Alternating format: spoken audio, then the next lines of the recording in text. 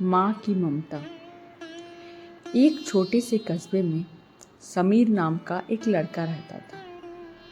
बचपन में ही पिता की मृत्यु हो जाने के कारण परिवार की आर्थिक स्थिति बड़ी दयनीय थी। समीर की माँ कुछ पढ़ी लिखी जरूर थी, लेकिन उतनी पढ़ाई से नौकरी कहाँ मिलने वाली थी। सो घर घर बर्तन मांजकर और सिलाई बुनाई का काम करके किसी तरह अपने बच्चे को पढ़ा लिखा रही थी। समीर स्वभाव से थोड़ा शर्मीला था और अक्सर चुपचाप बैठा रहता था। एक दिन जब वह स्कूल से लौटा तो उसके हाथ में एक लिफाफा था। उसने माँ को लिफाफा पकड़ाते हुए कहा, माँ, मास्टर साहब ने तुम्हारे लिए ये चिट्ठी भेजी है, जरा देखो तो इसमें क्या लिखा है। माँ ने मन ही मन चिट्ठी पढ़ी और मुस्कुराकर बोली, बेटा, इसमें लिखा है कि आपका बेटा काफ़ी होशियार है।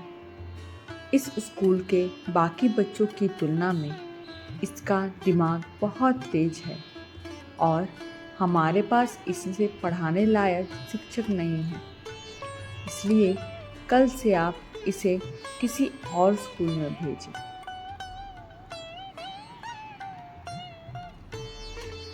यह बात सुनकर समीर को स्कूल ना जाने का दुख हुआ, पर साथ ही उसका मन आत्मविश्वास से भर गया कि वो कुछ खास है और उसकी बुद्धि तीव्र है।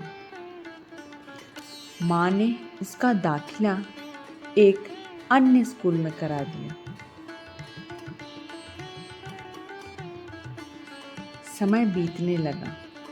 समीर ने खूब मेहनत से पढ़ाई की। आगे चलकर उसने सिविल सर्विसेज परीक्षा भी पास की और आईएएस ऑफिसर बन गया। समीर की माँ अब बूढ़ी हो चुकी थी और कई दिनों से बीमार भी चल रही थी और एक दिन अचानक उनकी मृत्यु हो गई। समीर के लिए ये बहुत बड़ा आघात था। वह बिलख बिलख कर रो पड़ा। उसे समझ नहीं आ रहा था कि अब अपनी माँ के बिना वो कैसे जिएगा।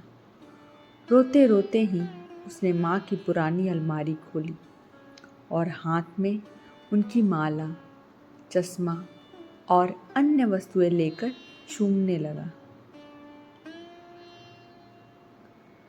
उस अलमारी में समीर के पुराने खिलौने और बचपन के कपड़े तक संभाल कर रखे हुए थे।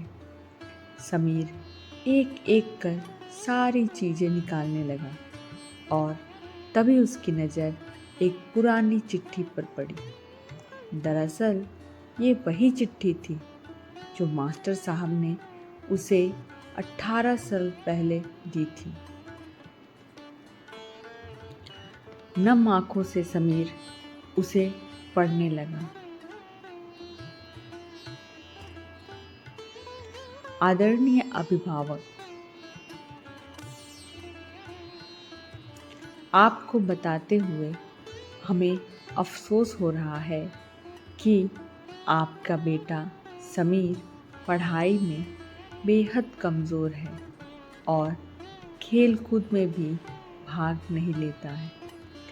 जान पड़ता है कि उम्र के हिसाब से समीर की बुद्धि विकसित नहीं हो पाई है, अतः हमें इसे अपने विद्यालय में पढ़ाने में असमर्थ है। आपसे निवेदन है कि समीर का दाखिला किसी मंद बुद्धि विद्यालय में कराएं अथवा खुद घर पर रखकर इसे पढ़ाएं।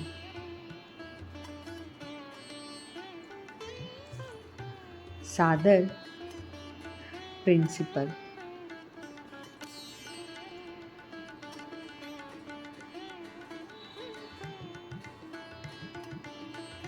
समीर जानता था कि भले अब उसकी माँ इस दुनिया में नहीं रही, पर वो जहाँ भी रहे उनकी ममता, उनका आशीर्वाद सदा उस पर बना रहेगा।